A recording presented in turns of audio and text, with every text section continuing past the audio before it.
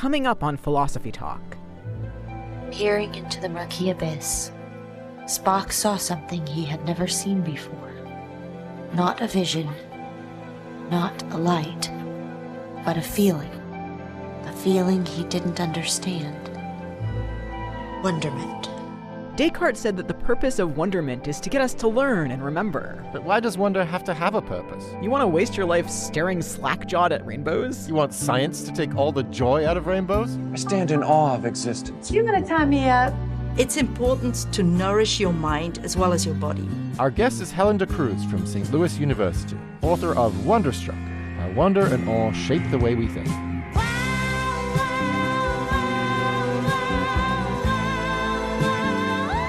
What makes you go wow? In Awe of Wonder, coming up on Philosophy Talk. Hey, philosopher. Just taking a moment to thank you for being a listener. And asking you to please consider making an end-of-year gift to support the program, so that we can continue to question everything. Except your intelligence. This year, it's been everything from cancel culture to contradictions, from wise women to weird wants. So head on over to our website, philosophytalk.org, and click Support Us at the top of the page. Or give the gift of thought to the other philosopher in your life with a subscription to our library of nearly 600 episodes. Thank you for listening. Thank you for thinking. And thank you for supporting Philosophy Talk.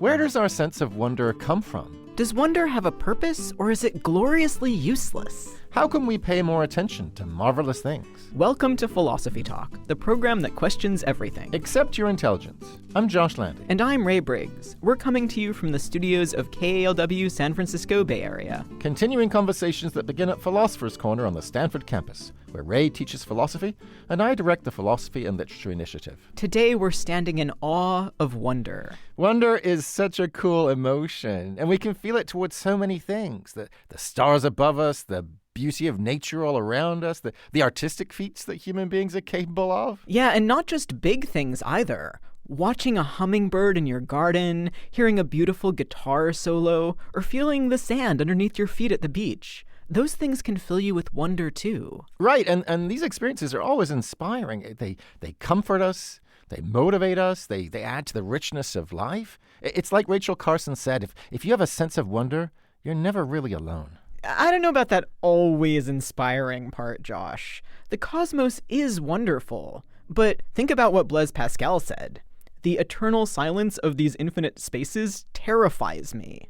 I'm not convinced that experiences of wonder are always so positive. Okay, that's a fair point. I mean, sometimes we can get overwhelmed by stuff we don't understand, but still, a lot of the time, wonder feels miraculous. Plus, it's also useful. Useful? How is it useful to sit in your garden staring at a hummingbird for 2 hours? Because it motivates us to get curious, to find stuff out about the world. Remember what Socrates says in Plato's Theaetetus. Wonder is the origin of philosophy. I'm not so sure about that. Look, when I was 14, I had this friend with a Ouija board, and it seemed pretty mysterious, and it filled us with wonder. We read a whole bunch of books about ghosts and spirits. That was fun, but I wouldn't exactly call it knowledge. Yeah, I guess I wouldn't either. Okay, so it turned out in your case there weren't any actual ghosts, but I don't know. I still think the Ouija board probably did something useful for you. It kept your mind open to new possibilities. Not all strange things turn out to be true, but some do. And it's good to be on the lookout for when that happens. No, it's only good to be on the lookout for strange possibilities if you're right more often than you're wrong. And most of the time, the world is pretty mundane. Most of the time it's mundane. What about black holes? What about dark matter? Yeah, quantum entanglement? Or the fact that the universe had a beginning or didn't have a beginning? I think the universe is a wild and wacky place, and wonder fills us with respect for that wildness and wackiness. Your problem is that you think that wonder has to have a point. You say it fills us with respect, it keeps us open to new possibilities, it sets us on the path to knowledge. Why not just relax and enjoy the ride? Why can't we do both? I mean, I love disappearing into an experience of wonder as much as the next person. I love letting that time drift away while I sit staring at a Rothko painting. But once I'm done staring, I often feel like going to the library and checking out a bunch of art history books. Yeah, I still think looking at it that way makes you miss out. You're intellectualizing your feelings. You're acting like they have to be about something. Why can't you get out of your head and into your heart? But feelings are always about something. I mean, if I feel afraid, it's because there's something scary out there. If I feel angry, it's because somebody hurt me. And if I feel wonder, it's because I'm seeing something surprising and unexplained. Your head is involved in all of these emotions, whether you like it or not. Yeah, you're saying that the whole point of wonder is that it motivates you to explain things. And that just can't be right. Finding explanations encourages your sense of wonder. It doesn't make it go away. If your sense of wonder went away every time you found an explanation, that would be tragic. Who says the world isn't tragic? Maybe it's like Proust says. Once you understand a piece of music, there's one more bit of knowledge in the world and one less bit of beauty. I hope not. Maybe our guest will be able to set both of our minds at ease. It's Helen De Cruz, author of Wonderstruck, How Wonder and Awe Shape the Way We Think. And speaking of being wonderstruck, we sent our roving philosophical reporter, Holly J. McDeed, to talk to people who find wonder in all kinds of things, from the farthest reaches of the cosmos to incredibly close confines. She files this report. Ooh. Ouch. Yum yum. Those are all examples of vocal bursts. And then there's whoa. Dacher Keltner examines woes in his book Awe, The New Science of Everyday Wonder and How It Can Transform Your Life. Keltner is a psychology professor and faculty director of the Greater Good Science Center at UC Berkeley. He writes that woe is one of the most universal human sounds, and it conveys the emotion we call awe. It was really the birth of my first daughter, Natalie, where I was just blown away and awestruck, and I felt like my life had been transformed. His team was struggling with how to study awe. They gathered stories from 26 different countries, asking people to tell a story of an experience with awe. One of the stories from his book comes from a cellist named Yumi Kendall, who plays for the Philadelphia Orchestra. She said, well, when I start playing music and I think about the notes I play, I realize I'm part of this human tradition of music that's thousands of years old. It's probably 80,000 years old. The vibrations coming out of the cello produce sounds that flow into space. She's like, God, the notes vibrate in my body, and then I'm part of this symphony, and we're part of producing these sounds, and I understand the meaning. It feels like a cashmere blanket of sound. Kendall talks about playing Mozart's Requiem in the Science of Happiness podcast. A requiem is a mass for the dead, and she thought of her grandfather. Then it suddenly changes 20 seconds in to this angelic, bright white light, the heavens opened, and a super peaceful soprano singing, angel voices kind of feeling. And I got goosebumps. I felt like grandfather was listening. Keltner says answering the question of why music is so powerful may be one of his last acts in the world of awe. With questions comes wonder. In science, wonder seems like a developmental stage that you go through to get to knowledge. And it's a kind of temporary state where the questions are popping everywhere, and then you figured it out and you know things. That's Elizabeth Kessler, a lecturer in American Studies at Stanford and author of Picturing the Cosmos, Hubble Space Telescope Images, and the Astronomical Sublime. From this distant vantage point, the Earth might not seem of any particular interest. But for us, it's different. Consider again that dot. That's here. That's home. That's us. Before the astronomical sublime got to her, Kessler was interested in romanticism and landscape paintings. But I started seeing a lot of the astronomical images that were online, whether it was views from very early Mars rovers to the then early Hubble Space Telescope images. And it struck me that many of them looked like romantic landscape paintings and photographs. For instance, the pillars of creation. The choice of colors there indicate scientific information. They speak to the relative wavelengths of the different observations that were made there. But it also ends up creating a scene with a blue background, and these clouds of gas and dust look kind of yellowish, orangish, brownish. So it looks like a kind of landscape. She says images from the cosmos help us think of possibilities and potential in times of catastrophe. Like in 2022, when NASA released the first images from Hubble's successor, the James Webb Space Telescope. Light where stars were born and from where they die. Light from the oldest galaxies, the oldest documented light in the history of the universe. In a moment where we often feel weighted down, whether pandemic, climate change, catastrophe after catastrophe, to have a glimpse of something even inadequate that speaks to awe, that speaks to wonder, that speaks to the potential for transcendence, gives us some other way forward. And we sure could use fewer reasons to murmur, oh, or eek, and more reasons to go, whoa. For Philosophy Talk, I'm Holly J. McDede. Thank you for that wondrous report, Holly. I'm Josh Landy, and with me is my Stanford colleague, Ray Briggs. Today we're thinking about the philosophy of wonder. We're joined now by Helen De Cruz. She's a professor of philosophy at St. Louis University and author of a forthcoming book titled Wonderstruck: How Wonder and Awe Shape the Way We Think. Helen, welcome back to Philosophy Talk. Hi, Ray. So, Helen, I know you've been thinking about wonder for many years now. Can you tell us about an early experience that got you thinking about it? I think the first time that I seriously got to think about wonder was when I was about 12 years old and I just enrolled in the local library. And I come from a very blue-collar family, so we have like the main books we have at home are like cooking books and books on how to fix things. And I was in the library and I wandered off to the section on art history, and I found this book with sketches by Leonardo da Vinci. So there was almost no text, it was just his sketches.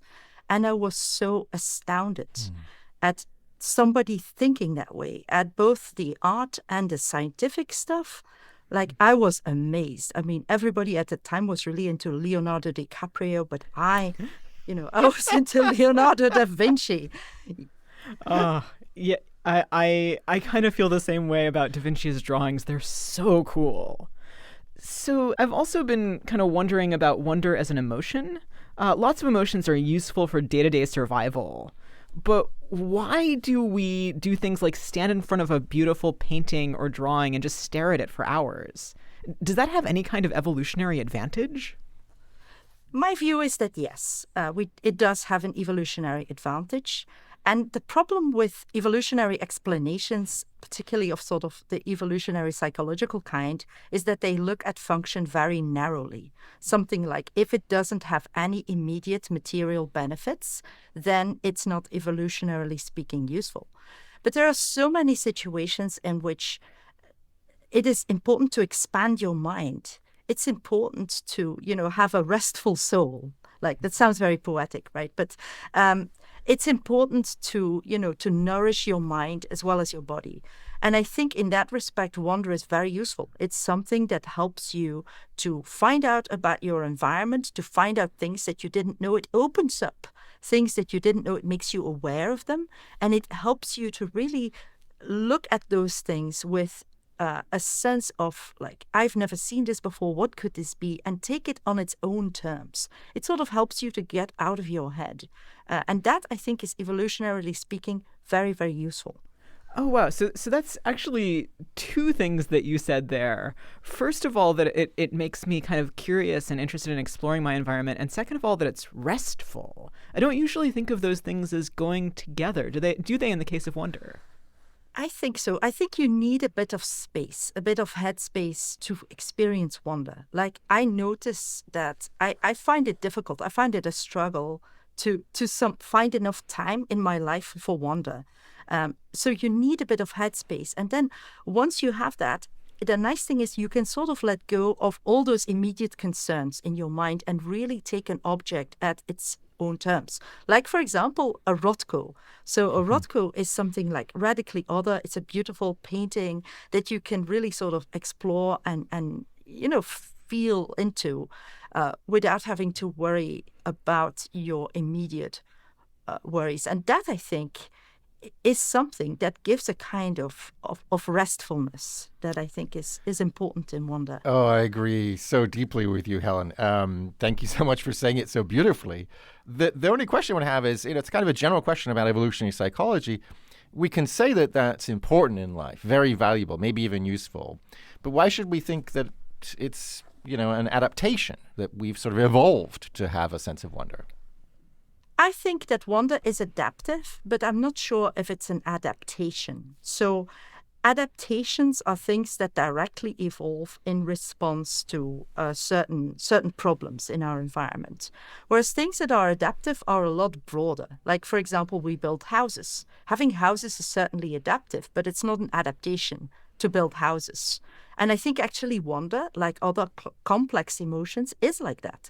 So wonder does build on our ability to feel surprise and these sort of like more primitive, more basic emotions, but it is also a cultural emotion. So it's maybe an exaggeration to say that when we, at least in the West in the 16th, 17th, 18th century, engaged in things like magic, in things like the sublime, that our sense of wonder sort of got that kind of cultural filling in, right? With, like, for example, things like Gothic novels of Anne Radcliffe and other people like that.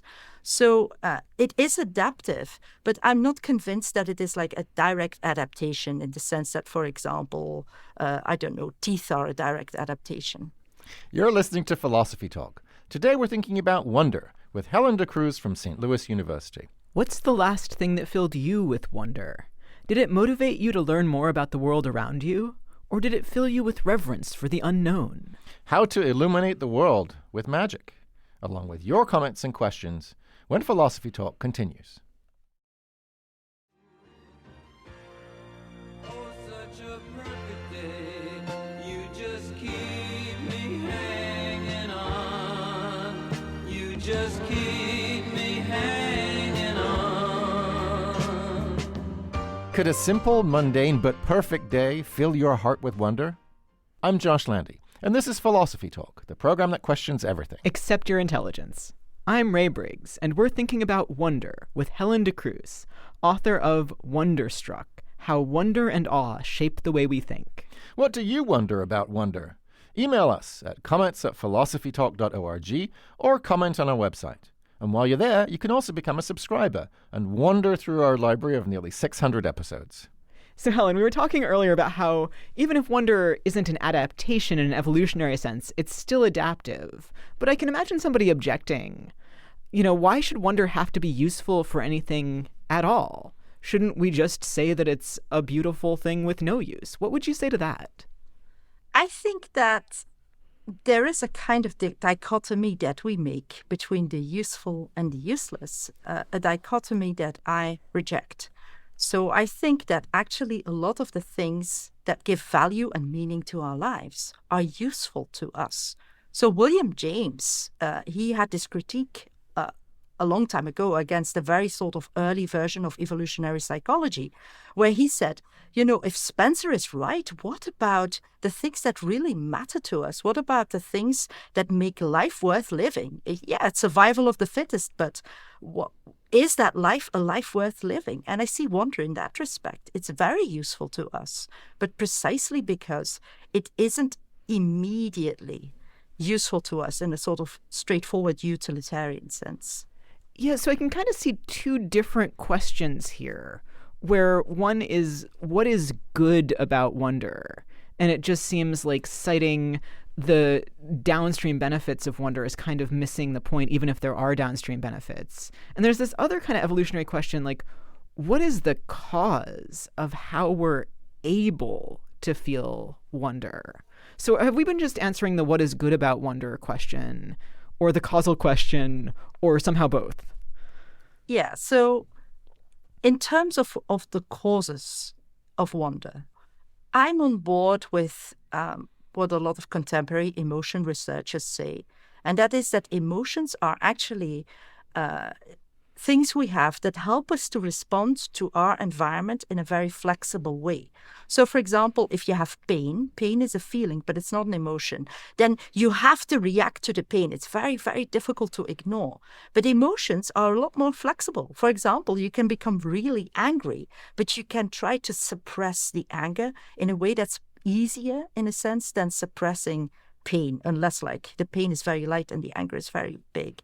And in that respect, I think that wonder is similar. So wonder is an emotion that helps you to become aware of your environment and to sort of step out of yourself. It's a self-transcendent emotion, and it helps you to obtain knowledge about the world. So it seems like there's a kind of a bundle of advantages of feeling wonder. So it, as you say, helps you to learn about the world. It it's self-transcendent, overcomes your obsessive focus on yourself. I know you've also talked about how it can break our categories, right? It can kind of move us out of whatever conceptual scheme we're currently trapped in. And then there's the thing that I might maybe like the most, which is restoring a sense of marvel, beauty, excitement about the world. It reminds me of something Susan Sontag said. She wrote that the conditions of modern life conjoin to dull our sensory faculties. What is important now is to recover our senses. We must learn to see more, to hear more, to feel more. And wonder does that, right? I mean, it breaks the hold of our habits of seeing and thinking and allows us to have a fresh gaze upon the world. Does that seem right to you? Yeah, so I think definitely the problem is that we fall into ruts. So some of the great major theorists about wonder are Abraham Heschel and Maurice Merleau-Ponty. I'll just briefly mention Heschel. So Heschel says the problem is eventually you just sort of get into these ruts where you take things for granted. Even really marvelous things like science and the products of science, like you eat food, the food comes onto your plate due to this really complex chain of all sorts of technological innovations. That's how you can eat food from all over the world, but you just don't realize it anymore. So you get, in a sense, blunted. And what wonder helps you to do is to try to recover that sense of, this is really amazing and cool. This is something special. And so Heschel was really concerned with trying to recover this so that we wouldn't, in fact, sort of take things for granted and just sort of sleepwalk through life. This actually helps me with a question that Josh and I were talking about earlier, about how you can learn things and be not less filled with wonder and more filled with wonder. So if the things that you're learning are surprising and make the subject that you're studying seem surprising where before you were just like, oh, that's a boring feature of my life, like that does seem like a way to cultivate wonder. That is definitely right. So it has been a long discussion in the 18th century about whether you have to be ignorant to wonder. And the side I come down on is Adam Smith. Adam Smith thinks that actually, even though a scientist, so he talks about astronomy, and the book is a history of astronomy, even though you try to find out about things like comets and things like eclipses, things that fill you with wonder. And then you realize, how does an eclipse happen? And you lose that sense of wonder because you say, oh yeah, it's because of that. But once you know more, new questions start coming. You know what scientists or philosophers of science call anomalies. And then you become open to that. But in order to understand these anomalies or to see them, you have to have a framework. So you have to have already know something. So I think in that sense, wonder, at least in science, is self-perpetuating because you learn more and more things. And that makes you open to more and more strange and wondrous things. This actually connects to an email question that we got from Hannah in Connecticut. Hannah asks this, wonder often is a catalyst for further inquiry, which then leads to discoveries that explain or debunk the very phenomena that inspired wonder in the first place. In this way, wonder almost seems to be self-annihilating, especially in our modern world that's obsessed with knowing. Isn't there something to be said for remaining in that state of wonder or awe rather than trying to transcend it? What do you think, Helen? I love this question. So I think that, yes, there is something in science that is a bit of a paradox in that scientists indeed try to lessen the sense of wonder. They don't want to wonder. So as Adam Smith says about the history of astronomy, you have those early astronomers and they look at these eclipses and they don't say, oh, wow, an eclipse, how wonderful. Oh, wow, a comet, how great. No, they want to understand, like, what is this? What is a comet? What is an eclipse? How does it go? How can I find out when a new eclipse comes? And then the sense of wonder dissipates. However, there's always new things to discover. So I think when you become aware of your limitations, which wonder helps you to become aware of, there's always new things to discover. That's why I'm on the side of not staying ignorant and just going for it. There's always new and marvelous things that we can find out. You're listening to Philosophy Talk. Today, we're thinking about wonder with Helen De Cruz from St. Louis University. Helen, this kind of brings up a question for me about the appropriate role of aesthetic feelings in science. Like, wonder is kind of an aesthetic feeling. It's an appreciation of beauty. And so some of the scientists that you were citing might think that there's no room for aesthetic feelings, that science is supposed to be objective. Is that right? What do you think? Oh, that's so cool. Yeah, I think that scientists, like, maybe this goes back to the idea of the context of justification and the context of discovery that people like Popper, other philosophers of science talk about. And I think actually there's something to that. So I think that you can, as a scientist, have the craziest ideas, the weirdest thoughts about how do I come to this thing? Like, it could be something completely idiosyncratic. But then once you begin, you do have to try to do your best to be objective. You have to really subject your theories to rigorous testing. But I think in those early processes of discovery and of just thinking around it, that it's very important to let your emotions guide you, because our emotions are useful. And as I've said earlier, our emotions are the sorts of things that help us to learn about the world. So scientists should use those emotions. And aesthetic emotions, of beauty, of awe, of finding something marvelous and intricate, are very important in their work. That seems right, because there was that long tradition starting with people like John Keats, the poet, complaining about science unweaving the rainbow, disenchanting the world, taking all the mystery out of things. But you have a bunch of scientists saying, actually, my world is greatly enchanted precisely because of all the things that I've learned about it. And it makes me think maybe there are two ways of thinking about this. So one is what you were saying a moment ago, which is even when you understand a bunch of stuff, there's still stuff to be understood, and you're discovering new areas of your own ignorance, which is in some ways enchanting. Another is the very knowledge that you come up with can itself be beautiful and enchanting. I think of that line from Arthur C. Clarke, the science fiction writer, any sufficiently advanced technology is indistinguishable from magic, right? And so maybe the mystery and the enchantment doesn't last forever, but surely, these incredible pictures, for example, that we're seeing from the Webb telescope that we were hearing about earlier, these are enchanting, right? These are wonder-inducing. So I guess the point I'm trying to make is can't we have wonder from knowledge and not just from ignorance? I think that we can. This was actually a big discussion in the 18th century. Immanuel Kant thought that the sublime is sort of like this sense of wonder and awe that you get at really deep valleys and like storms and tempestuous seas.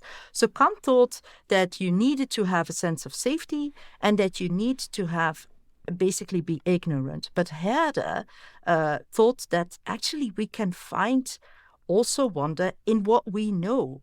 It's sort of like it opens up the sense of like, wow, the scope of this is enormous. And the only way in which you can learn about the scope of, for example, take, say, particle physics, to not take an 18th century example, thinking about those different particles and how they might relate, and now the theory with the fields, so all these particles are in different fields, it's amazing, right? To think that reality is fundamentally or might be fundamentally like that. So there you find wonder within the knowledge, and not just merely in the fact that we don't know everything there is to know or what whether there's dark matter and things like that. Yeah, and it's so interesting to see some of these philosophers, Adam Smith saying we should get rid of that wonder, that uncertainty, and anxious curiosity.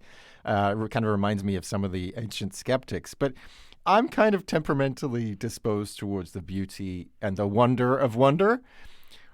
But I sometimes think about the dark side, right? So, I mean, we heard from Ray earlier Pascal's line about the terrifying immensity of space. And we could think about, well, the Ouija board. We could think about cases where wonder leads you astray. We could think about, the danger of following charismatic leaders or falling down conspiracy theory rabbit holes. How dangerous could a sense of wonder be? I think that wonder can be dangerous. I'm using Descartes as a guideline, where he actually says that once you learn something, he says, well, it's altogether better to stop wondering. So once you've acquired knowledge, you just stop wondering, because his worry is if you continue wondering, then you just fall into a rabbit hole. Like imagine that you watch like flat earth videos. These were really cool and well, not cool. They were horrible. But a few years ago, my students showed me like flat earth videos, and they were like 3-hour video essays on YouTube. And they were so filled with wonder. It was just impossible. Like, do you think the earth is really round? Do you see that imagery? Well, it's all fake. And I thought this is where indeed Descartes is right. There is a certain unhealthy way to engage the emotion of wonder, just like other emotions can become unhealthy. So we do have to regulate our habits, at least in such a way that our sense of wonder remains healthy, I think. You've mentioned a couple of instances of people wondering at things that just aren't true. Like, I can't wonder at the flatness of the Earth if the Earth isn't flat, or I shouldn't, maybe. I'm kind of wondering how this fits in with some of the things that you say in the book about magic. So stage magic is all about creating illusions for people to wonder at. Is that all right, or is it just kind of seducing them with lies? It depends a bit how you do it. So many stage magicians, like Darren Brown, for example, say that we shouldn't give people the impression that we are really working wonders or that we are really communing with the dead. That particularly is really awful. So people, they want to talk to their dead loved ones. And, you have lots of magicians who sort of do that. But it's totally okay as a performance art. And so the way I conceive of it in the book is as a performance art where you create an effect of impossibility. So the audience knows that the assistant of the magician is not really being sawed in half. The audience knows that pigeon didn't just come out of that hat. So then the question that didn't just materialize there. Well, it did come out of the hat. But then the question is like, okay, this is impossible, and yet I see it happen. So how did it happen? So the main thing about it is the how, but that's not the only thing. The whole thing is a magic show also has to be beautiful, has to tell a story, has to be interesting. And all those things, I think, make it more than just like wondering at the impossible. Yeah, I mean, one of my favorite historical figures is a 19th century French magician called Jean-Eugène Robert Houdin. Houdini named himself after this guy. And he was kind of a pioneer in creating the stage magic we see today, where it isn't people pretending to commune with the spirits, but it's, regular evening wear, nothing up my sleeve. And where, just as you're saying, Helen, it's all about an illusion that is presented as an illusion. And it seems like that's a really interesting move forward, where we have this kind of wonder that, as a colleague of mine says, delights but does not deceive, right? A very modern way of getting wonder back into the world in a totally secular way that doesn't depend on belief in spirits and ghosts and goblins.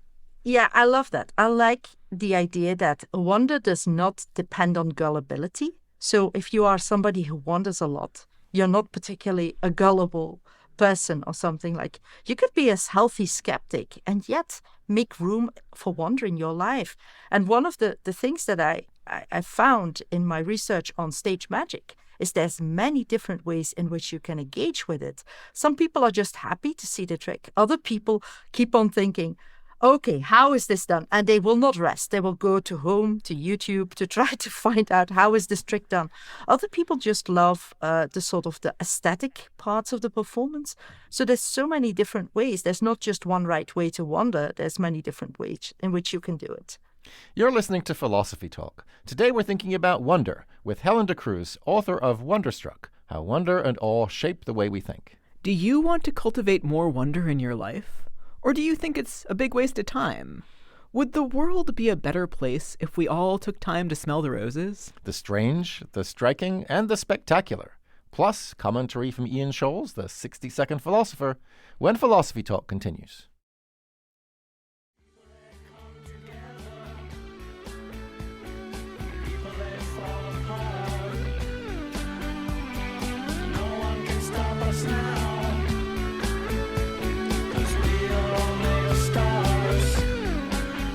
We really are made of star stuff. Doesn't that fill you with a sense of wonder? I'm Josh Landy, and this is Philosophy Talk, the program that questions everything. Except your intelligence. I'm Ray Briggs. Our guest is Helen De Cruz from St. Louis University, and we're thinking about wonder. So, Helen, do you think there's a way we can harness our sense of wonder to bring about a better world? I think we should do it. So Rachel Carson, she was a big advocate for that. She was, of course, an amazing advocate for conservation. She was arguing against the use of pesticides or the overuse of pesticides. And she thought, like, there is this tendency to look away. Like, you see all sorts of horrors. I think it's so actual. Like, you see a lot of horrors in the world and you look away. And so you get blunted, like you're already blunted by just like the everyday world where you have to work and put food on the table and things like that. But if you can make a space, you have to make some space in your life, some emptiness in your life, then you can look again at things. And it's an important precondition in order to change the world. Like, you can't despair. When you despair, then there's just not even the possibility of making changes that could individually or collectively help. So when I think about the environment and wonder, this kind of brings me back to one of the questions that Josh asked about wonder being kind of terrifying and depressing.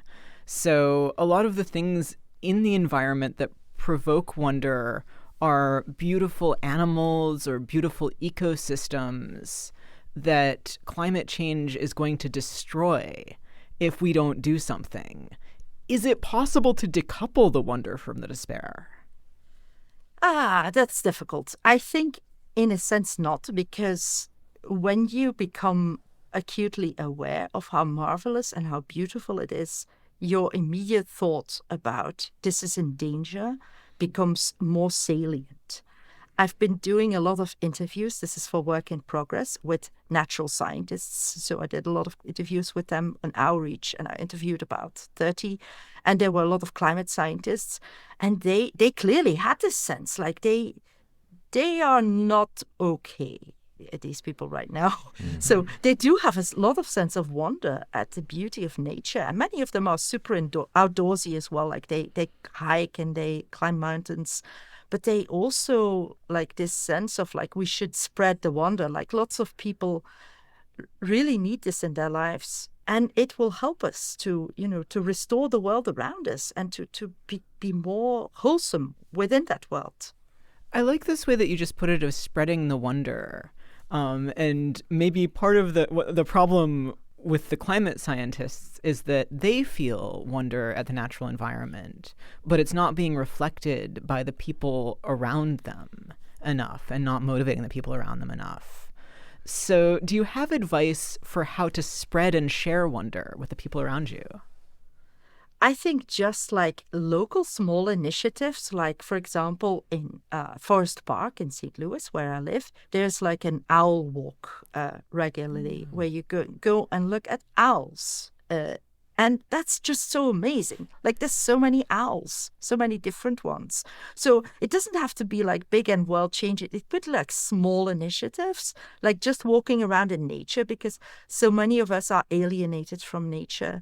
And thinking about how we can bring that to people like who normally don't get that opportunity. So people who live in very urban and deprived environments could get this sense of wonder as well. So trying to democratize it, like wonder is not just something for wealthy people with a lot of time on their hands. It's for everyone.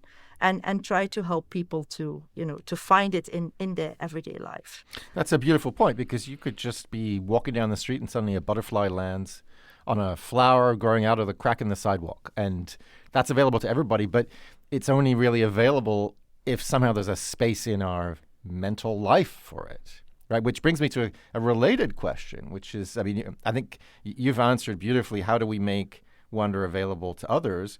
What about making it available to ourselves, right? We do get trapped into habits and routines, and it's hard for us, to stop and smell the roses. What advice do you have for someone who wants to have more wonder in their life? The paradoxical thing that I'm going to say now is that you should not do it in order to become more productive or anything. Like I really, really dislike those articles in BBC and New York Times about make some all walks and work against burnout at work. I'd say no. This is a problem, right? We have too much work pressure. Like the environment is degrading. People, like there's all these problems that prices are rising. Those are external problems that need to be fixed. And wonder is not the fix for them. Wonder is there for you. But it shouldn't be sort of used for you to achieve some end like being productive. It should just be there for you and for nothing else, or for you and the people you love and you want to share with. Now, the traditional way in which that has been done and that Abraham Joshua Heschel talks about is religion. So religion is one way in which people can make wonder in their lives. But you don't have to be religious. I think it's important to just use some mindfulness or any sort of technique that works for you to take a bit of space in your life that doesn't have to be productive. Like if you have a lot of work, if you work 2 jobs or something, it could be really short, but it's still important to make the space. And, 10 minutes can be found. So you could start small with things like that. So actually, the religion point raises more questions for me too. Because on the one hand, religion can do many valuable things. It can bring people together. On the other hand, religion has not been totally non-destructive. So I wonder if there are religious misuses of wonder and how to prevent oneself from doing that and maybe encourage others not to do that either. I'm now going with Merleau-Ponty's sort of concept of wonder. So Merleau-Ponty was very critical of religion, particularly of Catholicism, which was the religion with which he grew up with. But at the same time, he recognized that religions like Catholicism really help people to have this sense of wonder. So in this case, he was a Frenchman, you had these huge masses with beautiful music coming out of big organs and all sorts of beautiful clothes and smells. So the thing is that I think there is a worry that religion might monopolize the sorts of feelings that really matter to us. And the worry then is if religion does that, if it monopolizes the things that really matter to us and say this is the way and no other way, then they can use that for all sorts of ends, very spooky political ends as well, and become really destructive. So I think it's very important, even if you are religious, I would resist religion monopolizing your wonder. You can find it in many different ways, and it's important to be aware of many different sources of wonder. Don't take it just from one source. Right, including, I would say something dear to my heart and to yours, Helen, the realm of art. There are some famous theorists who claim that that's one of the main roles of art, is to defamiliarize the world for us, to make the everyday seem strange again. Let me give you one example that I like from the world of science fiction, the movie 12 Monkeys. 12 Monkeys sketches out a sort of post-nuclear world where you can't go on the surface. And thanks to time travel, the main character goes back in time. And there's a great scene where he's just driving around in the passenger seat and hanging his head out of the window like a dog. Just because breathing air is so amazing. And that's, I think, a fantastic way that, one example of many, how art can re-enchant the world for us. And art can deliver back to us our world, but with a sense of how extraordinary it is. We get to breathe air. What do you think about art as a resource for wonder? So, like you, I really, really love science fiction and fantasy. I love it because it makes the familiar look utterly strange, and it gives you an appreciation for that. But I agree, like any kind of art is capable of doing that. Like what artists basically do is help us to see things in a new way. Like, this is like what Oscar Wilde said about, mists and vapors. He said, like, it's not that actually we only began to see them when the Impressionists started painting them. Even though there were mists and vapors before, like you had trains, you had steamboats, but then you had Impressionists and the people just before, like Turner, painting them, then people became aware that they are interesting and beautiful and special. And art is like that. Like that's why it's good to go to a museum sometimes, and lots of them are free, and to just enjoy the way that other people look at things and bring out the strangers, and it can help you to find the wondrousness as well. Helen, this conversation has been both wonderful and marvelous. I want to thank you so much for joining us today. Thank you so much. Our guest has been Helen De Cruz, Professor of Philosophy at St. Louis University, and author of the forthcoming book, Wonderstruck, How Wonder and Awe Shape the Way We Think. So, Ray, what are you thinking now? I'm thinking I've been working too hard and I'd like to spend an evening at the Exploratorium. What a great idea. We're going to put links to everything we've mentioned today on our website, philosophytalk.org, where you can also become a subscriber and listen in wonder, we hope, to our nearly 600 episodes. And if you have a question that wasn't addressed in today's show, we'd love to hear from you. Send it to us at comments@philosophytalk.org, and we may feature it on the blog. Now, so fast, he's the 8th wonder of the world.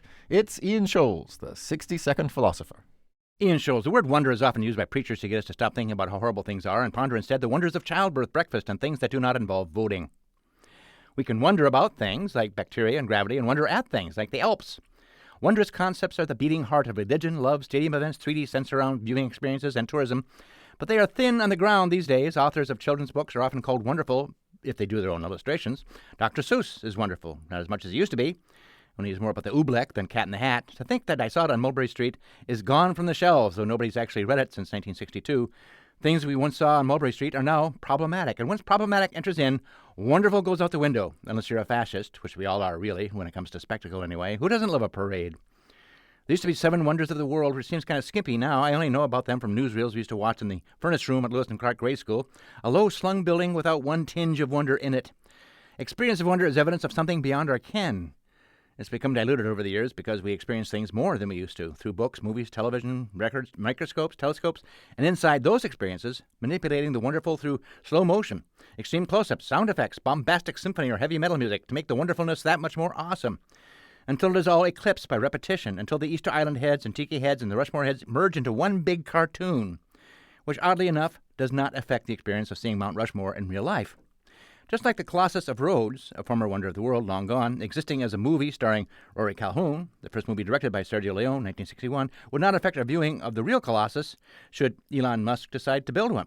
And Leone went on to make some wonderful westerns, making Clint Eastwood a star, even a monument. See how it all ties in? If I'd seen the bare rock face of Rushmore before sculpting began, I might have been struck with wonder just by that. Nature being what it is and all, but not the same wonder as now, tempered as it was by immediately wondering why Teddy Roosevelt is included up there. Nothing against the guy. All presidents are problematic now, as a fact. But in America, it's restful now to believe the worst about authority figures. And oddly, it doesn't take the edge off wonder if you remember that Rushmore is not that far, really, from where Custer met his end.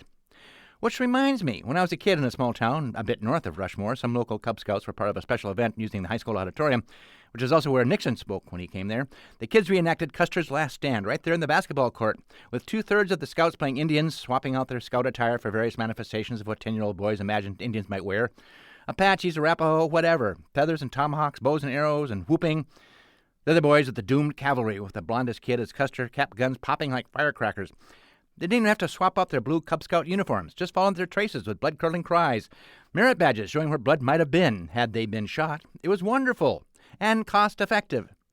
My mother thought I was a bit bloodthirsty for these modern times, but then mothers have a hard time finding the wonder in Westerns, especially if they grew up in the West on a farm that went bust. I learned later my father had been a scout leader, but discovered his troop was a shoplifting ring. Nowadays, we'd regard that as valuable training for resistance to Antifa incursions. Or we'd just blame Biden and walk away. Though there's a Crazy Horse monument in the works, bound to be unveiled any century now, Rushmore, I'd say, is immune from cancel culture. Unless you have a truck full of nitroglycerin, which would make an awesome explosion, but not so wonderful, really. Still, you could build a monument to Ozymandias where it once stood, or a stately pleasure dome, have Trump decree it, or keep it as it is and put Trump's head in there. Maybe replace Teddy Roosevelt, who always looked like he was photobombing the monument anyway. Build it with lasers to save time. I have a feeling Trump would enjoy something like that, and frankly, despite his ambitions, it doesn't seem like Trump gets much pleasure out of life. It's all such a complicated wonder, really, isn't it? Life, I mean. Many wonders are. Seldom today is one truly agog. I gotta go.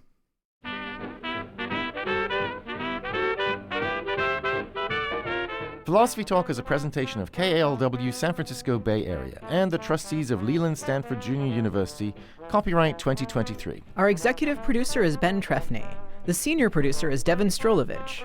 Laura McGuire is our director of research. Thanks also to Jamie Lee, Elizabeth Zhu, Emily Huang, Merle Kessler, and Angela Johnston. Support for Philosophy Talk comes from various groups at Stanford University and from the partners at our online community of thinkers. And from the members of KALW Local Public Radio San Francisco, where our program originates. The views expressed or misexpressed on this program do not necessarily represent the opinions of Stanford University or of our other funders. Not even when they're true and reasonable. The conversation continues on our website, philosophytalk.org, where you can become a subscriber and gain access to our library of nearly 600 episodes. I'm Josh Landy. And I'm Ray Briggs. Thank you for listening. And thank you for thinking. Don't compromise. Compromise is a language of the devil. Run in God's name and let the world stand back in wonder.